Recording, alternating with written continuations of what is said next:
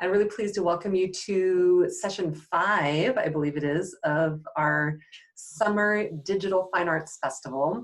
And I'm actually really looking forward to our conversation tonight, because if any of you have watched and been joining us throughout the summer, I think it was a couple sessions ago, I really had this question about TikTok and was very pleased to know that tonight's presenter was actually going to cover this. So yes, I have a lot to learn, and I'm going to turn things over to Ryan Canister, who is our festival coordinator, to introduce our guest tonight. Sure thing. Joe graduated from Gordon in 2019 with a communication arts major and political science minor. He focused on film studies and interned at Alcon Entertainment, known for films such as Blade Runner 2049, The Blind Side, and The Book of Eli. Upon graduation, Joe moved to Nashville, Tennessee to start his career in the entertainment industry, and now works at the newly launched TV network Circle as a content producer and editor. And now I will turn things over to Joe. Awesome. Okay, yeah, so obviously it's just a small crowd tonight, but maybe people are watching this in the future. So just in general, thanks for tuning in, because I'm excited to talk about all this stuff. Like Ryan said, I'm a 2019 Gordon alum, and yeah, I interned at Alcon. And when I was there, I did script coverage, which is kind of like a book report for scripts that producers have people do just to kind of speed up the process of reviewing scripts, because a lot of them get submitted and stuff like that. And that's really where I got my biggest spark into, like, I really want to be in the entertainment industry. I really want to be doing this full time. When I graduated, I moved to Nashville, worked at a little film distribution company based here. And like he said, now I'm at Circle, and I mostly do like promos and things like that for a lot of the shows that we make, or formatting content that we get in-house. So that's kind of where I'm coming from based off what my experience is and what my passions are.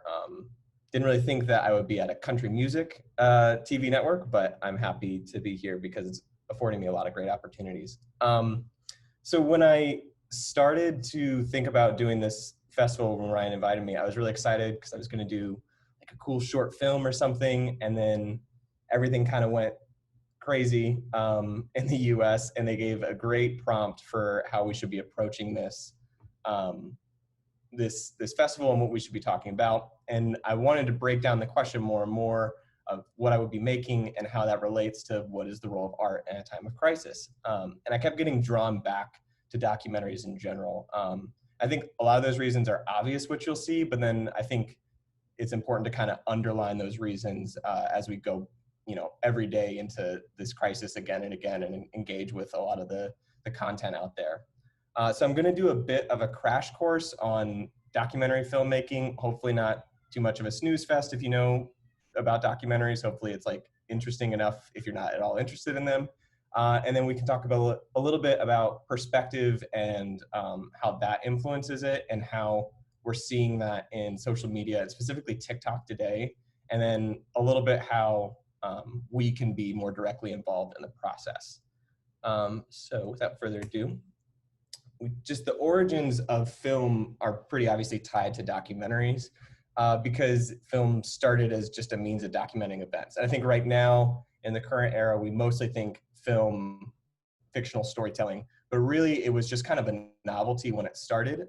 And these two guys pushed it big time, the Lumiere brothers. They kind of made it a commercial thing, and they would just film everyday events and then put it in little pop-up shops, and people were really eager to go see them and also be in them. And I have a few screenshots of what their films look like. As you can see, it's just people leaving a factory, a guy watering his garden, people getting off a boat. Not terribly interesting stuff, but it was like the coolest thing, which is something that I think when we think about history, we often forget our place in it. But film is such a new and quickly changing kind of device that we have. And so to think about less than, you know, a few generations ago, it wasn't really a thing to be able to capture everyday life. And so it was a really exciting time, and most of it was just driven by doing that, capturing everyday life. But then there was a big split, and people wanted to tell fictional stories, and people wanted to keep capturing stuff. And basically we're going to talk about the documentary stuff. Film obviously is on the other end of it. But there was an immense popularity of both. These two movies are from 1896 and 1897. On the left is this movie called House of the Devil, and it has visual effects. It's hand-drawn or hand-colored after they filmed it. Hugely popular, and it's like just a quirky little fun story. On the right is this boxing event, which was 90 minutes, which had never been done before, but it was just a full-length boxing match, and also widely popular. People were really eager to see that, and it kind of is two of the highlights going into the turn of the century of where the medium was either capturing things that we like to see or weren't able to see. You know, not everyone was near areas that boxing matches were, but this traveling showcase of a projector with a film was really popular, or they just wanted to see these kind of stories that we'd only been able to kind of envision in our heads or see drawings of. Also around this time, focusing on the documentaries more now, the main popular things outside of sporting events were going to be travelogues, which was cameras going to foreign areas, and usually these were pretty racist films, I'll be honest, but they were just kind of go capture what life was like in an unseen area. And the other really popular thing at the time was city symphony films. And these were cameras going to big cities that people probably would never get to go to and capturing what life was like in a day. So both these things heavily driven by perspective, which is obviously, as it's in the title of the presentation, a big theme for me, but people really wanted to see what life was like for other people. There was kind of a shift from, okay, beyond what it's like in my immediate area, that novelty wore off, and can we go out and capture things that people would not usually get to see in their day-to-day lives. Big landmark in film, which many of you might have heard of already, is Nanook of the North. Key highlights from this documentary, widely considered one of the most influential ones. So most of the events in it were staged. They weren't real, and they weren't like naturally captured. And it was made after the director, Robert Flaherty, took a trip to the Arctic, and he wanted to share his experience. He wasn't like a filmmaker or anything. So he went and he got the gear and he took classes, and then he went back to the Arctic and filmed a bunch of stuff and kind of made it like one of the travelogues I was talking about. It was pretty basic. This is a place you've never seen. And he brought it back, and it was really popular. And then he accidentally burnt all of the film. And so he had to go back again and film it all over again. And when he did that, he realized that he wanted to move away from the travelogue and focus on one person and kind of make it a more of a story-driven thing. So he picked this guy, Nanook, which was not the guy's name. And he had him reenact a lot of stuff, but often it wasn't reenacting the stuff that he had seen. It was things he would kind of give a little nudge of, well, why don't we make this a little more exciting? So the guy usually hunted with a rifle, but he had him hunt with a spear. The family that Nanook has is not his real life family. So a lot of it, again, fictionalized, but it was driven by this, let's share this world that people weren't going to get to see, and let's share this person that most people would never get to meet, and kind of dig into what that's like. Again, wildly popular and mostly known as, one of the first big documentary films. Even though the preceding ones that I was talking about are obviously documentaries in a broad sense, this was one of the first, let's fully capture a whole story here. Other big form of documentary that was really popular at the time, not gonna spend too much time on this because they're kind of parodied a lot and stuff now, but they were the dominant documentary that most people saw was newsreels. Usually wartime especially, they're government sanctioned, basically propaganda a lot of the time to kind of convince citizens of why government was doing certain things and whatnot. And especially with the wartime ones, they would go and they would sometimes reenact battles almost to get that excitement in it. But that was the other big documentary at the time, on top of the kind of traditional travelogues and city symphonies, which were all just showing something new. But newsreels were kind of this informative okay, this is what's going on in the world around you today. So a little bit of another gear shift there, and so let's do a little bit more. We can show and tell at the same time now. So another big landmark for documentaries was Triumph of the Will, for a few reasons. Directed by a woman, innovative camera work, still used in most event filming today. With most sports, you're going to see a lot of stuff, especially with the Olympics, things like that. Definitely one of the most influential films of all time. But it was Nazi propaganda, and it was widely effective too, to a really worrisome degree for the Allies. Came out in the 30s, and just kind of a big, bold celebration of Hitler and Nazi Germany. And as you can see, these images really striking. There's Leni Riefenstahl, who directed it, is on the right there. And she just kind of had a knack for getting iconography that really struck people. And you can tell looking at them, this is still a lot of images that we see today in a lot of our documentaries or stories in general. That kind of framing, deification of Hitler right there is obviously pretty popular. And that encouraged an American response from the US government, directed by Frank Capra, who was a mostly fictional filmmaker at the time. And big thing that he did, on top of it being, just a kind of newsreel documentary, is he took Nazi propaganda and then he put it into the film and kind of turned it on itself. And that's a highlight for me, because now we're also getting a dialogue of taking something and interpreting it in a different way than how it was intended. And so that conversation is getting a little bit more complex, and we're starting to see people have a little bit more push and pull in how they're making their films and talking to people directly with them.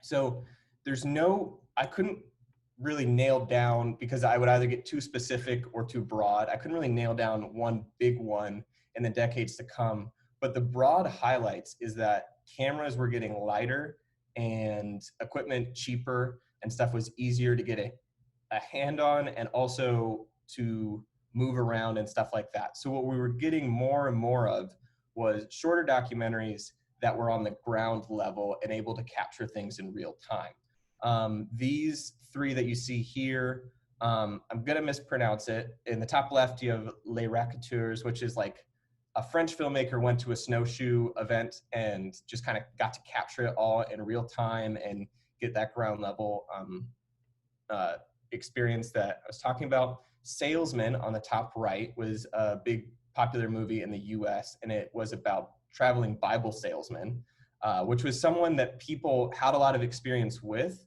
but it kind of allowed them to peek behind the curtain a little bit and see what that life was like.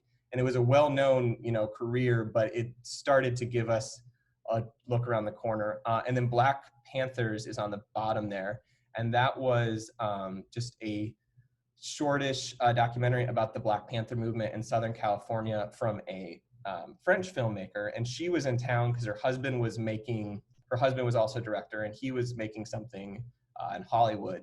And she had the time and the cameras, and her kind of out of country, she had an unbiased approach, and she just thought it was fascinating. So she went out into the park where they were staging a lot of their events that summer, and just kind of filmed them and interviewed them.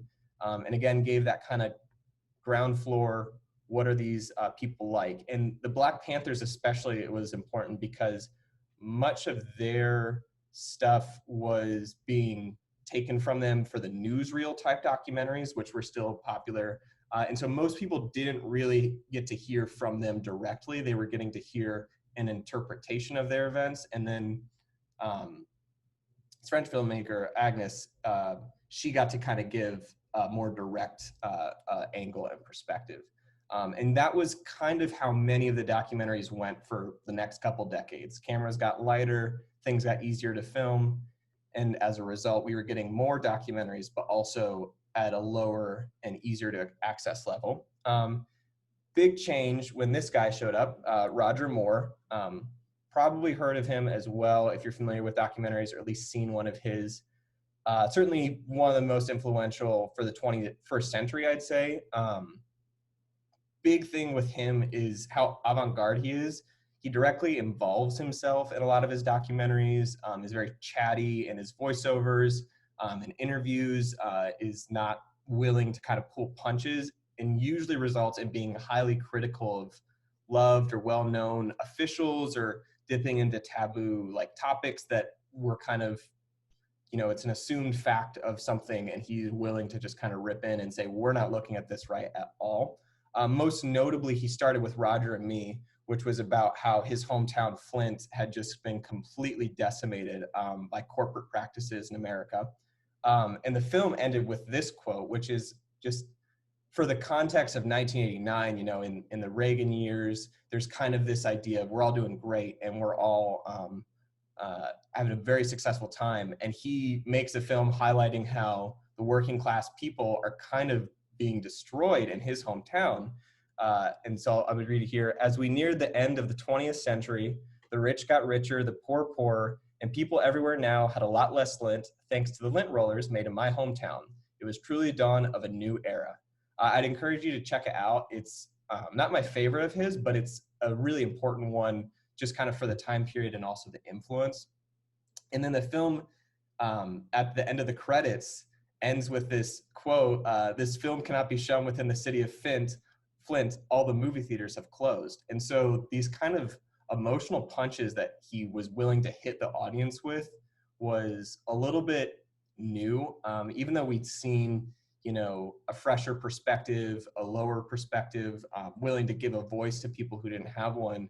We hadn't really seen this kind of reaching out to the audience and grabbing them, audacity of that wasn't really a novelty until he showed up, and it was super effective. He made a bunch of films. You've probably seen a few of them, like Bowling for Columbine or things like that. And then we started to see more like this. An Inconvenient Truth is pretty much just a feature-length PowerPoint presentation, but wholly effective.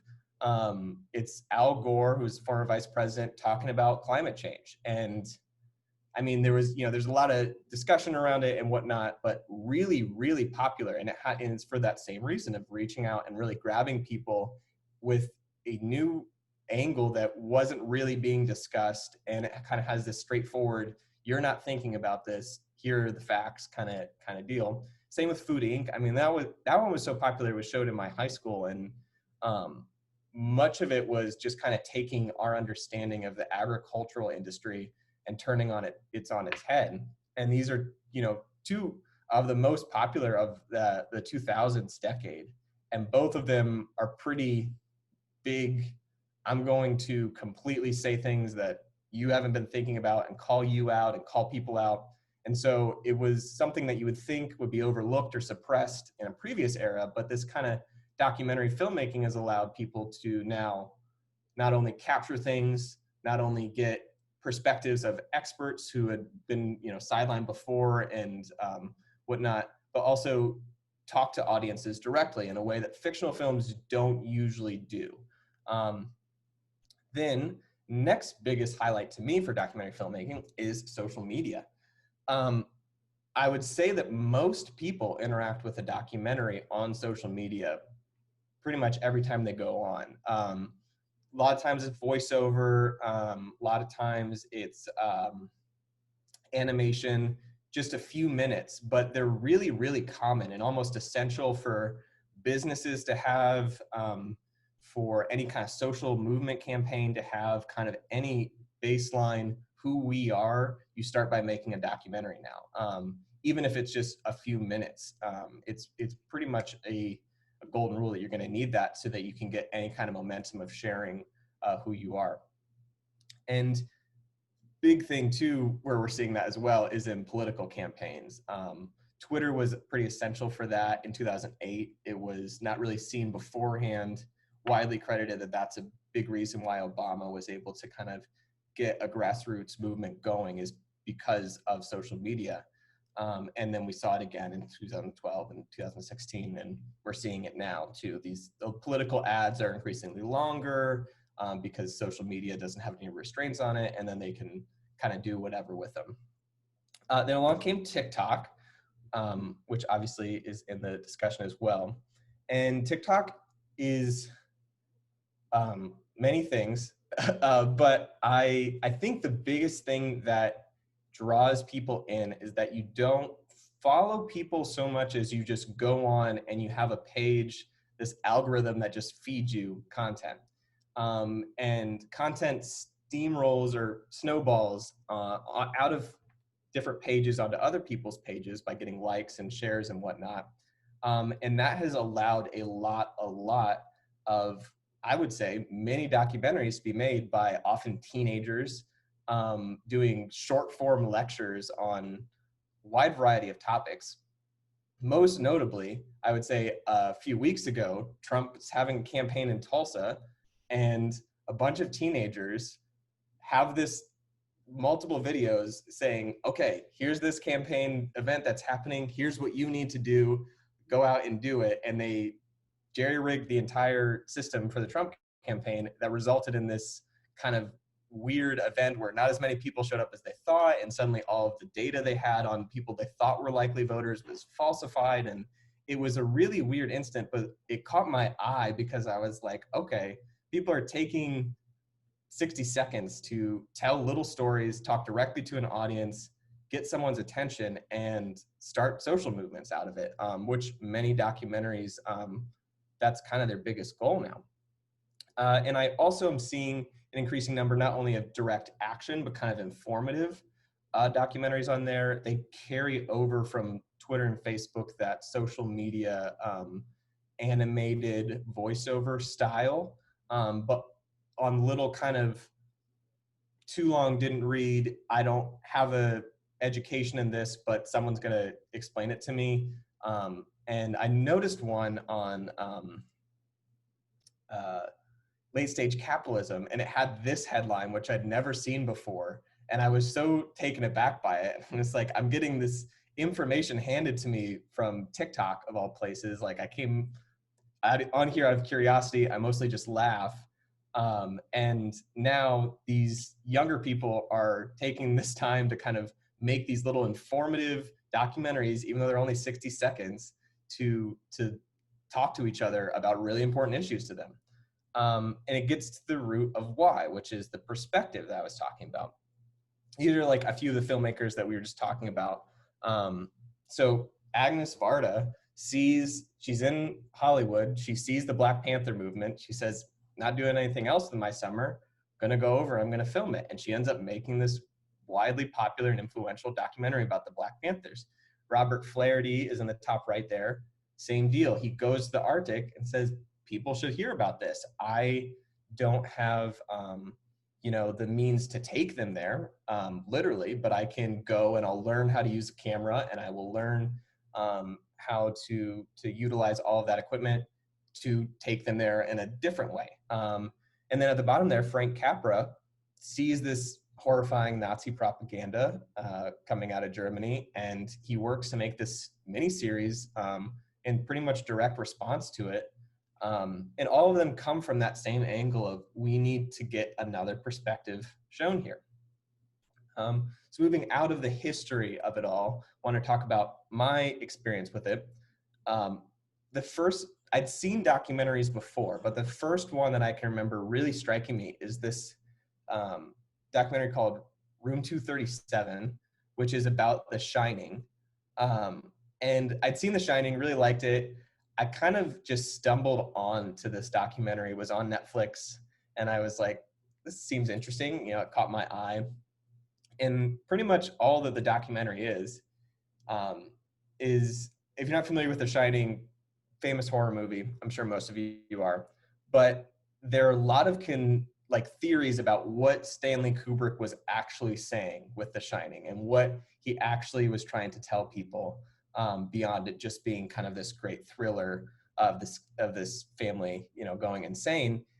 And I liked the movie already, and I didn't agree with pretty much anything anybody was saying in the movie, but it gives the camera or the voice over to all of these people to say, here's what the movie was actually about. And it doesn't mock them. It doesn't kind of belittle them, but actually kind of respects everything they have to say, shows all the evidence that they're talking about, some of which I've lined up here. like the top left, it was, oh, he's actually talking about the moon landing, and see, he has this moon landing sweater on, and the room 237 is representative of how the moon is 237,000 miles away from the Earth. I'm not making that, like Tang is in the top right in the cabinet, and Tang is an astronaut's like drink. All of these wild things that you would think, what on earth? But the movie really struck me because I was just enjoying listening to people share their perspectives on this really famous horror movie. And I'd never heard any of it before, didn't believe any of it, but the movie wasn't really seeking to convince you of it or mock the people that were talking about it, but instead just say, hey, this is interesting that a lot of people have a wide variety of opinions on what this movie is actually about. And it's kind of a good exercise to me in that regard of how perspective matters a lot, because the one on the right is about how the movie's about US treatment of Native Americans. And that person who walks in that to a movie and sees that, obviously their background is probably going to lean to someone who cares about that kind of thing. And so it all kind of clicked into place for me as a good exercise in that regard.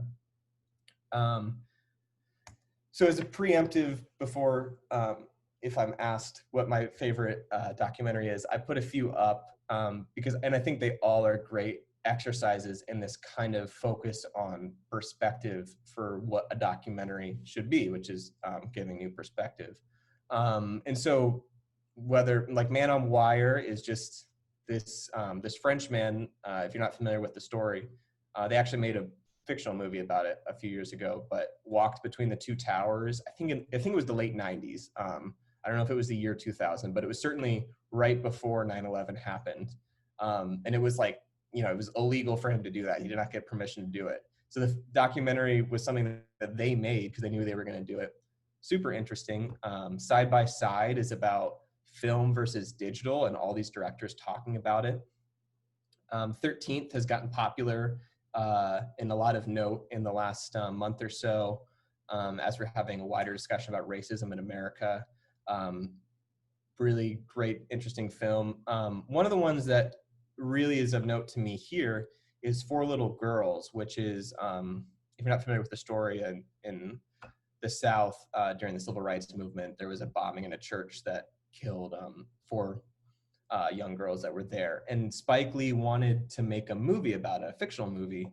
And he went to research it, and he started hearing all of the survivors and people talk about it. And he realized that it was better, or he thought, and I tend to agree with him, that it was better to simply kind of hand the movie over to these people who were there, or who were survivors of it, or were in the area, and let their perspective be heard on it. And it's really powerful because you get to kind of have those more intimate moments with people, even though you're behind a screen, than seeing a movie which kind of depicts it and leads up to it. And not that that wouldn't be effective, but it's certainly certainly more so, I would say, to kind of hear directly from someone else, and that hits that perspective theme again. So going into documentaries in 2020 and the theme of art in a time of crisis, what is its role?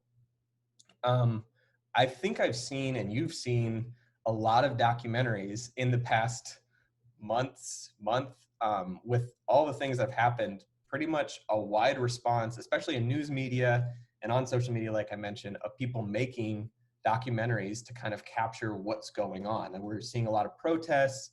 We're seeing a lot of misinformation around COVID, or not even misinformation, but just quickly changing information. And so the usual response in the era of social media is to make these short form documentaries. And so this one that I have linked here, or a screenshot of here, is really of note to me, because it was when there were protests outside of the White House, and the protesters were pushed off so Trump could do a photo shoot in front of a church that was kind of between him and the protesters. And after that happened, there were, you know, all the protesters that were there said we got tear gassed. The reporters that were there said they got tear gassed. Officers said no, there was no tear gas. And the Washington Post compiled this amazing, like, 10-minute thing where they took all of the footage that the protesters had taken or reporters had taken that they possibly could. And you can see there where they're showing, this is the camera angle, this is where we are. And they just go kind of not super minute by minute, but kind of moment by moment. Here's what was happening while Trump was speaking. These people were here, and they recount the whole thing. And it really kind of shined a light on how the entire event went down after about a week of back and forth between this is what happened, no, this is what happened, and gave a big spotlight onto kind of how terrible it all was. And I think that is the biggest example that I've seen, but I've seen many more of that same instance of there's a dialogue of he says, she says, and then someone kind of is able to make a short form documentary that speaks truth to what actually happened. And it always involves getting someone else's perspective other than the people that are kind of like at the top debating. And so that kind of, when I saw that happen, it made me realize, and I think we know it and then we forget it, or we're reminded of it and we don't really take it as seriously, but the power of the phones that are in our pocket now, allowing us with so many moments to kind of step out and document something. I mean, I think when you go to a concert or you're at a fireworks show or something like that, you often see people reach in their pocket and pull out and document what they're watching. And that instinct is mocked a lot, and I think sometimes fairly so. But other times, and I think especially right now, we're seeing all the benefits of it, and how people are all becoming documentary filmmakers just by nature of the fact that they have a device in their pocket. You don't have to be like Robert Flaherty was and go take a ton of training and everything just to learn how to use it. You can pretty much, as soon as you see something that you want to share, pull out your phone and document it. And that has been probably one of the most impactful things in this past decade, is just that ability of many, many, many more people to share their perspective. And I think that in tandem with platforms like TikTok, where the entire thing is less about following specific people that you know and about broadly engaging with people. Even if there's an algorithm that's feeding you what it thinks you want to know, it still is based on kind of exploration into other things rather than bubbles. And that kind of payoff working together allows for these perspectives that often aren't heard to be not only taken seriously because they have the ability to document everything and get all their facts straight and produce a pretty engaging little like 59-second clip, but also it allows it to spread a lot more. And so no longer are we kind of in the newsreel age where most people are engaging with the events of the day based off of a government produced little news snippet explaining why something is happening from one angle and from one perspective. But you have this broad bunch of documentary filmmakers out there saying, this is what's happening, this is what's happening, and you kind of get to engage or make your own. And so that's kind of my answer to the prompt of the series of what is the role of art in a time of crisis. Is this is what we tend to do, is respond by making something. And I think, and I'm biased, but the documentaries are the most vital thing we have right now going through this. Is I mean, even talking separately from the protests, just with COVID, I know most of the stuff that I've learned, obviously reading articles and interviews is important too, but often these documentaries are able to piece together stuff that you either don't have the mental energy or time to kind of go out and piece it all together yourself, but you're getting informed in a pretty new format that we weren't used to just 10 or 15 years ago. It is now kind of the standard. And so that role of making something to help people understand what's going on seems to be the most common thing that I see and that I respect and respond to the most, even though a lot of the art that I like kind of exists in a bubble of talking about big themes or just being entertaining on some level. I find myself going back in times of crisis to art like little documentaries on TikTok to make it through and to kind of see what's going on. And I mean, I know that on Netflix, at least 13th was on there for a few years. And then a week or so into kind of the national conversation, it skyrocketed and it was like #2 or #1, like at least in the documentary category, let alone like their top being watched. And I think that speaks to that same truth of people in a time of crisis seek out art that's going to speak truth to them at some level, or share a new perspective with them at some level. And so yeah, that's kind of my taking the theme of the festival and breaking it down. So that's all I got, discussion or presentation wise. Great, thank you so much. Yeah, I guess we'll just open it up now if anyone has any questions for Joe, or Joe, if you want to ask us some stuff, or yeah, it looks like David has a question. Feel free to jump in. That was a really awesome presentation. Seriously, that was great. And it couldn't have been more up my alley for a lot of reasons. But I was really interested when you talked about the Washington Post documentary. Mm-hmm. If you've seen the Errol Morris film, Standard Operating Procedure. I haven't. I imagine you're familiar with Errol Morris, though. Yeah. Just not one of his. It's not his best film, but it fits very well into his ideology that he's been promoting on his New York Times op-ed section, which he's been doing for a while. But it looks at the photos from Abu Ghraib that were sort of they led to the indictment of those soldiers at Guantanamo. And he like examines the metadata, and he basically tries to like reconstruct events based on like all the information that's possible through digital archiving like tools. So it's really interesting in terms of just like there's a news story, then there's like the historical story, and he's like trying to like give as much perspective based on like kind of the tools you're talking about that we have access to, which is pretty new. Like being able to say, is this true or not? Well, there's data in these files that will tell us the truth ultimately. But also have to consider like what's outside the frame that we don't know. So yeah, he's a great like philosopher, filmmaker. So yeah, that was just where my mind first went with that. I highly recommend that documentary, Standard Operating Procedure. But even better are the rest of his films. Yeah, that sounds awesome. I'll definitely check that out. I think it's such a I don't even know. I think a lot of things move really fast, so it's easy for us to forget that many of these innovations, if made, in a bubble, we would be like dealing with them for like, decades before we fully processed it, and then something else comes along and that shakes everything up, and suddenly we're dealing with that. But it's pretty amazing that today's generation on TikTok can go, okay, what is this? They can engage pretty directly. A lot of them are rejecting most of their parents' understanding of American history, I think, because they can go on the internet and be like, what was George Washington's like, personal life like, and kind of break it down in a way that when their parents or their parents' parents were growing up, it was kind of just whatever was in the textbook is what you had.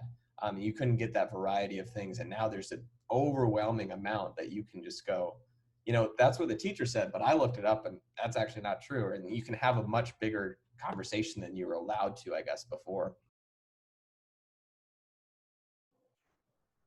I have a question. So I'm going to be one of those profs who quotes their own class. Forgive me, COM 205, right? Standpoint theory. But I just keep thinking about it when you're talking about documentaries and that idea that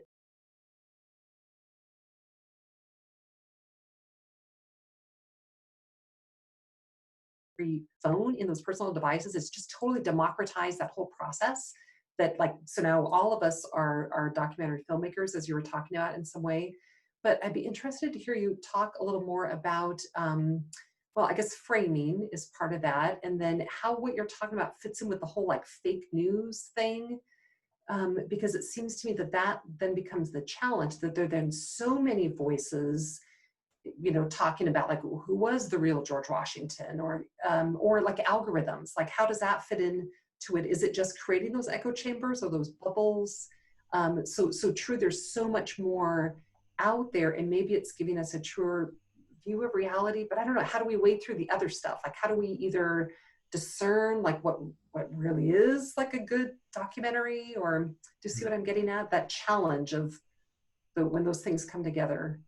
Yeah, the democratization is definitely, I mean, when you have a democracy, a direct democracy where everyone literally has a voice, and you have millions, billions of people on the internet, then that's a lot of voices. And I think we've definitely seen, I mean, you can see it day to day on any social platform.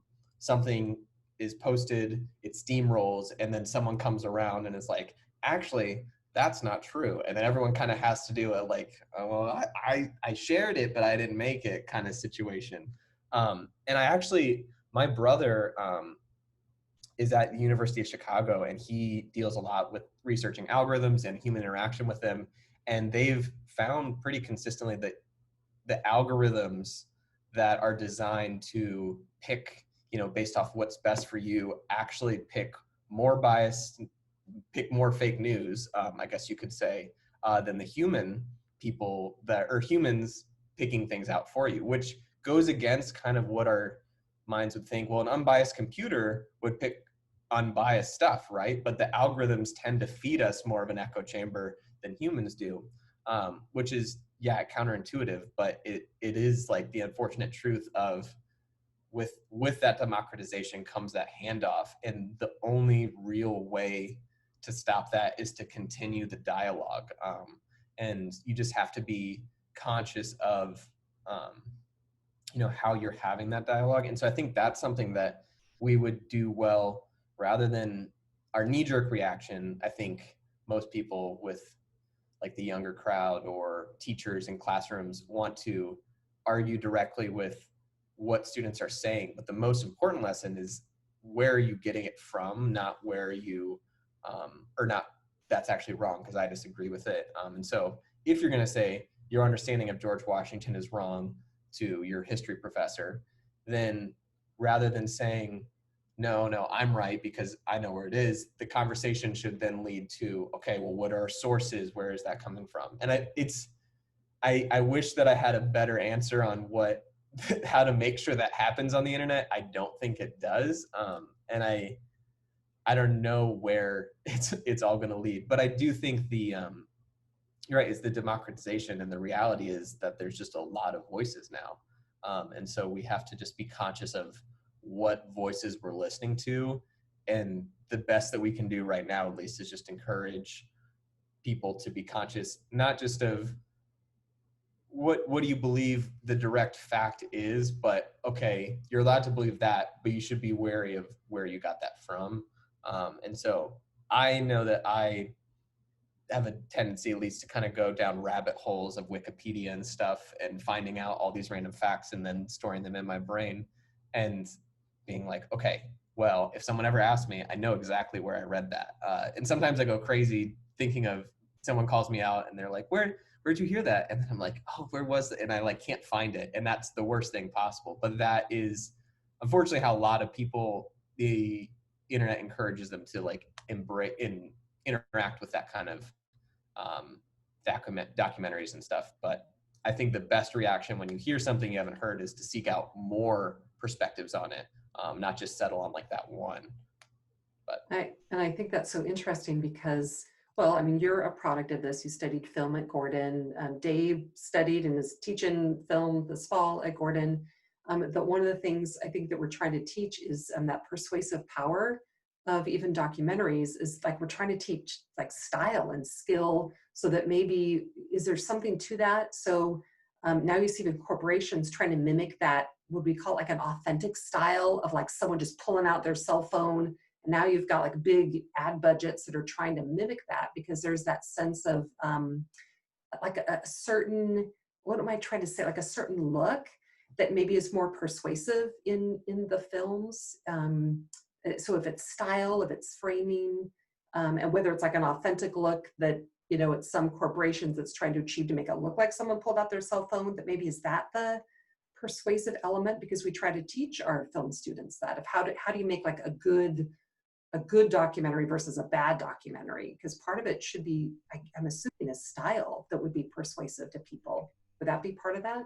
Yeah, I mean, I think that goes back to like the classic logos, pathos, ethos thing where, if you watch something like 13th, Ava DuVernay, who made that, is making some really assertive, like shaking it up kind of like statements with it. Most people would not have thought the 13th Amendment actually like allows for more slavery to happen, but she does a good job explaining it. But what I like about 13th is that it's pretty much it has a lot of style and like panache to it, but it's a lot of talking heads. And she just does a good job of establishing this person knows what they're talking about. I'm not pulling out a super biased voice. This is an expert in this field. And she gets pretty far around the like political spectrum to get there too. And I think that tends to make people open up more, is to seeing those talking heads. The Michael Moore style is like, he, in Bowling for Columbine, for example, I cannot remember the actor's name, Charlton Heston. Charlton Heston, just a few weeks after like the Columbine shooting happened, held a pro-gun rally in Colorado, I'm pretty sure in that town. And he like goes to his house and interviews him. Charlton Heston leaves the interview and he's like, it's not that extended of a sequence, but he's like following him around his house, like saying like, you need to answer for this. You need to answer for this. And it's kind of powerful in the moment. But Charlton Heston at the time was suffering from dementia, or had early onset dementia. And when you learn that, you're like, this is really not good. Like, this is not good. But the moment that emotional thing that Moore is hitting at really gets to you of like, yes, like this needs to be confronted. And that is kind of the two that I see, where there's the emotional, and that leads to a lot more of the snowballing on social media, is people see something that just feels right and it feels like that's true, and that's often in like ad marketing and stuff. And then there's kind of the more level-headed, I'm going to show something directly, and that's what a lot of the TikToks honestly is like, the kids are doing, they're sitting almost like Ryan is, they have the like green screen effect on, and they'll have their source behind them and they'll be saying, so Trump said this, but like this is like the web page where like that proves it's false, and then they like are going through, and it's really bizarre because it looks bad, but it's also directly citing their source, which is how you would want to be doing it. It definitely is that style thing that you're talking about, and there's no right one, but I think that people respond to different ones in a different way. And 13th encourages kind of an internal dialogue, I think, first. Most people end that documentary and go, I need to tell everyone about this. And most people end Bowling for Columbine going, I need to tell everyone about this. But the difference is, Bowling for Columbine, you'd be speaking to the emotions you felt. And 13th, you'd be like, you need to hear what the people on there that she has have to say, because they know what they're talking about, and it's crazy. So I think that's where you would see the distinctions in style. But I think you're right in that the style is like a pursuit, because that's what they're looking for more than they're looking to tell the truth. That's really helpful. Thanks, Joe. I have a question for you. Yeah, again, great presentation. I'm wondering if you have any recommendations, not that you necessarily need it all the time, like I think you talked about, but any just basic equipment recommendations for people who are maybe just starting out and wanting to make some more like short form documentaries, or maybe are more at the intermediate level and are looking for some equipment that isn't super expensive, but would maybe elevate just some aspects of their documentaries? Yeah, I mean, I'd say I like to work on a computer still, but I'm finding more and more people like younger generations at least like to work on their phone, which is kind of shocking to me, because I like to have like the whole thing, even if it's going to end up on phones, I like to see the whole timeline. But I think it really, with movies, people often say you've got a camera in your pocket, but a movie requires a budget to cast people and a budget to make sets or rent out places. But documentaries really require nothing. And so I think the biggest thing that is important in documentary filmmaking is less the equipment and more a plan. And what is your what is your end goal, like theses of what you're trying to say, and then kind of what style you're wanting to use, what's your like approach for making that happen. I was trying to make one for this actually. Uh, there's a protest going on in downtown Nashville that's been happening 24/7, like it has in most cities, but because we have a bust of a Confederate general and KKK Grand Wizard in our state capitol, and they're protesting that amongst other things. And I like made this documentary because it was like 2 weeks in and things were just so hectic, and I was like, we really need to like make something to like let people know this is happening. And by the time I'd finished making it or had a rough cut of it, and I like threw it together in an evening in kind of like the most like straightforward, non-stylish way, that so much had changed that day alone with the protest that I was like already behind on it. And so I realized that I hadn't taken a step back to kind of be like, what do I want to do? What do I want to say with this to kind of know where I was going to end? Because all I did was make a timeline. And then the timeline, of course, was dated by the time that I'd put it all together. So I think that's a bigger deal than equipment. I think most people would probably know what their preferred video editing is. iMovie's free if you have a Mac, but if not, it's pretty easy to find free or cheap video editing software. So, and then a phone is like, will get the job done. Do you think there's any value in iPhone attachments? Have you used any in the past? Do you feel like they don't enhance it? I have some sitting right here in front of me. Nice. These are like lenses that you can get that go on your phone, and they are like a variety of focal lengths. And I like to use them a lot. I had a camera and I realized that I often wasn't bringing the camera with me to times when I wanted to take pictures of stuff. And I was taking pictures with my iPhone. And so I was like, I might as well just invest in the lenses for my iPhone. And I sold the camera. So yeah, I enjoy those, and I think you can buy gimbals and stuff. I have a few of those as well, and they're all pretty cheap, relatively speaking, to camera equipment. But David, I think you had a question. Yeah, I just wanted to. I loved your talking about Triumph of the Will that was then like responded to by Frank Capra with Why We Fight. And I think there's a really great parallel to TikTok because TikTok has the Duet feature. Right. And a lot of political posts get duetted by an opposing point of view. Like some of my favorite ones are like really scathing duets of someone thinking that they're like dunking and then someone dunks on them. Anyway, so I love the idea that like Frank Capra was duetting the Nazis. You know, I think that's just a really cool. I like how. So I love how you set this presentation up to like not just say like documentaries. They started, you know, like you brought it all the way up to like literally today. So yeah, you taught me something through this, and I wanted to share that specific takeaway. I had. I hadn't thought of that, but it is funny to think that that was basically what he was doing, was seeing something going, I'm going to take that footage and put it in mine, and then, which is exactly how that works on TikTok now. So that's great.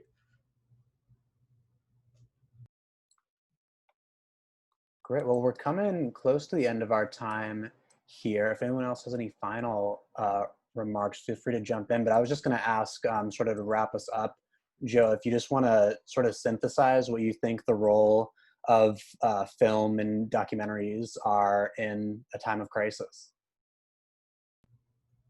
Yeah, I think, again, it's just sharing that perspective and finding that perspective that hasn't been heard or you think hasn't been heard. And making it known to people. I really just, I find all of them interesting, but Agnes Varda's experience is most interesting to me because she could have just been hanging out in Hollywood. She was already a successful director. Her husband was a successful director, could have just enjoyed her summer.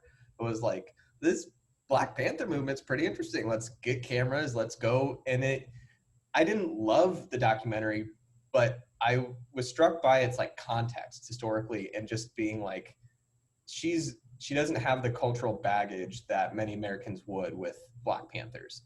And so she was just willing to go up and talk to them and just pretty much hand the mic over to them for the whole thing. There's a narrator in it, and they're not even credited in the actual movie. partially because it's just so low budget and that she probably just got one of her friends to voice it over, but also because it's just, they're not even relevant to what she just is mostly interested in saying, like, we need to be talking about this. You Americans are kind of not dealing with whatever is going on here. And so that one, it just sticks out to me most because it's just, she had no responsibility to that American community. She was a French person, didn't need to be involved, but she decided, I'm going to do it and I'm going to share this perspective. And that encourages me most, that people will do that, and how powerful it is when it is done and done right. Great. Well, Joe, thank you so much for joining us this week. Anybody else have any final things to say? Joe, any final words? Great. Well, thank you everyone for tuning in this evening. Just a reminder that our next session will be a week from today at 5 o'clock with Justin Kettle, Unusual Organisms, talking about cartoons and science fiction, and it should be a great time. So we'll see you then. Thanks again for tuning in. Have a good evening, everybody.